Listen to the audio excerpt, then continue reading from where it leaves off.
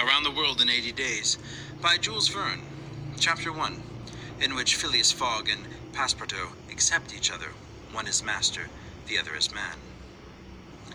Mr. Phileas Fogg lived in 1872 at No. 7 Savile Row, Burlington Gardens, the house in which Sheraton died in 1814. He was one of the most noticeable members of the Reform Club, though he seemed always to avoid attracting attention, an enigmatical personage about whom little was known, except that he was a polished man of the world. People said that he resembled Byron, at least, that is, his head was Byronic, but he was a bearded, tranquil Byron who might live on 1,000 years without growing old. Certainly an Englishman, it was more doubtful whether Phileas Fogg was a Londoner. He was never seen on 'Change, nor at the bank, nor in the counting rooms of the city. No ships ever came into London docks of which he was the owner. He had no public employment. He had never been entered in any of the Inns of Court, either at the Temple or Lincoln's Inn or Gray's Inn. Nor had his voice ever resounded in the Court of Chancery, or in the Exchequer, or in the Queen's Bench, or the ecclesiastical courts. He certainly wasn't a manufacturer, nor was he a merchant or a gentleman farmer. His name was strange to the scientific and learned societies, and he never was known to take part in the sage deliberations of the Royal Institution, or the London Institution, the Artisans' Association, or the Institution of Arts and Sciences. He belonged, in fact, to none of the numerous societies which swarmed the English capital, from the Harmonic to that of the entomologists, founded mainly for the purpose of abolishing pernicious insects. Phileas Fogg was a member of the Reform, and that was all. The way in which he got admission to the exclusive club was simple enough. He was recommended by the Barings, with whom he had an open credit. His checks were regularly paid at sight from his account current, which was always flush. Was Phileas Fogg rich? Undoubtedly. But those who knew him best could not imagine how he made his fortune, and Mr. Fogg was the last person whom to apply for the information. He was not lavish, nor, on the contrary, avaricious. For whenever he knew that money was needed for a noble, useful, or benevolent purpose, he supplied it quietly and sometimes anonymously. He was, in short, the least communicative of men. He talked very little, and it seemed all the more mysterious for his taciturn manner. His daily habits were quite open to the observation. But whatever he did was so exactly the same thing that he had always done before, that the wits of those curious were fairly puzzled.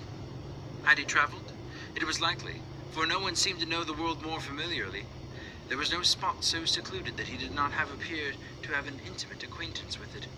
He often corrected, with a few clear words, the 1,000 conjectures advanced by members of the club as to the lost and unheard-of travelers, pointing out the true probabilities, and seeming as if gifted with a sort of second sight. So often did events justify his predictions, he must have traveled everywhere, at least in the spirit. It was at least certain that Phileas Fogg had not absented himself from London for many years. Those who were honored by a better acquaintance with him than the rest declared that nobody could pretend to have ever seen him anywhere else. His sole pastimes were reading the papers and playing whist. He often won at this game, which, as a silent one, harmonized with his nature. But his winnings never went into his purse. Being reserved as a fund for his charities, Mr. Fogg played not to win, but for the sake of playing. The game was in his eyes a contest, a struggle with difficulty, yet a motionless, unwearying struggle, genial to his tastes. Phileas Fogg was not known to have either wife or children, which may happen to the most honest people, either relatives or near friends, which is certainly more unusual. He lived alone in his house at Savile Row, with an unpenetrated. A single domestic sufficed to serve him. He breakfasted and dined at the club, at hours mathematically fixed, in the same room, at the same table, never taking his meals with other members, much less bringing a guest with him, and went home exactly at midnight, only to retire at once to bed. He never used the cozy chambers which the Reform provides for its favorite members. He passed 10 hours out of the 24 in Savile Row, either in sleeping or making his toilet. When he chose to take a walk, it was with a regular step in the entrance hall with its mosaic flooring, or in the circular gallery with its domes supported by 20 red periphery Ionic columns, and illuminated by blue-painted windows. When he breakfasted or dined, all the resources of the club, its kitchens and pantries, its buttery and dairy, aided to crowd his table with their most succulent stores. He was served by the gravest waiters, in dress coats and shoes with swanskin soles, who proffered the viands in special porcelain, and on the finest linen, club decanters of a lost mold contained his sherry, his port, and his cinnamon-spiced claret, while his beverages were refreshingly cooled with ice, brought at great cost from the American lakes. If to live in this style is to be eccentric, it must be confessed that there is something good in eccentricity. The mansion in Savile Row, though not sumptuous, was exceedingly comfortable. The habits of its occupants were such as to demand but little from the sole domestic. But Phileas Fogg required him to be almost superhumanly prompt and regular. On this very 2nd of October, he had dismissed James Forster, because that luckless youth had brought him shaving water at 84 degrees Fahrenheit instead of 86, and he was awaiting his successor, who was due at the house between 11 and half past. Phileas Fogg was seated squarely in his armchair, his feet close together like those of a grenadier on a parade, his hands resting on his knee, his body straight, his head erect. He was steadily watching a complicated clock which indicated the hours, the minutes, the seconds, the days, the months, and the years. At exactly 11:30, Mr. Fogg would, according to his daily habit, quit Savile Row and repair to the Reform. A rap at this moment sounded on the door of the cozy apartment where Phileas Fogg was seated, and James Forster, the dismissed servant, appeared.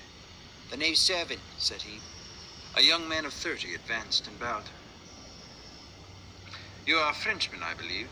asked Phileas Fogg, "and your name is Jean." "Jean, if Monsieur pleases," replied the newcomer. "Jean Passepartout, a surname which has clung to me because I have a natural aptness for going out of one business into another. I believe I'm honest, monsieur, but to be outspoken, I've had several trades. An itinerant singer, a circus rider when I used to vault like Leotard, and dance like Blondine. Then I got to be professor of gymnastics. After use of my talents, I was sergeant fireman at Paris, and assisted many a big fire. But I quitted France 5 years ago, and wishing to the sweets of domestic life, took service here as a valet in England.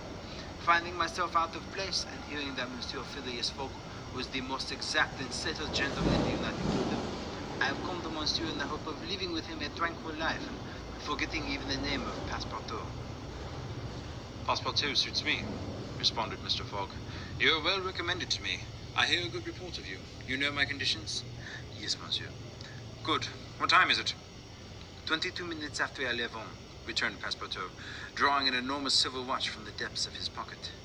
"You're too slow," said Mr. Fogg. "Pardon me, monsieur. It's impossible. You are 4 minutes too slow. No matter. It's enough to mention the hour. Now, from this moment, 29 minutes after 11 a.m., this Wednesday, 2nd October, you are in my service." Phileas Fogg got up, took his hat in his left hand, put it on his head with an automatic motion, and went off without a word. Passepartout heard the street door shut once. It was his new master going out. He heard it shut again. It was his predecessor, James Forster, departing in his turn. Passepartout remained alone in the house in Savile Row. End of Chapter 1. Read by David Russell for Lit2Go. Available on the web at fcit.usf.edu.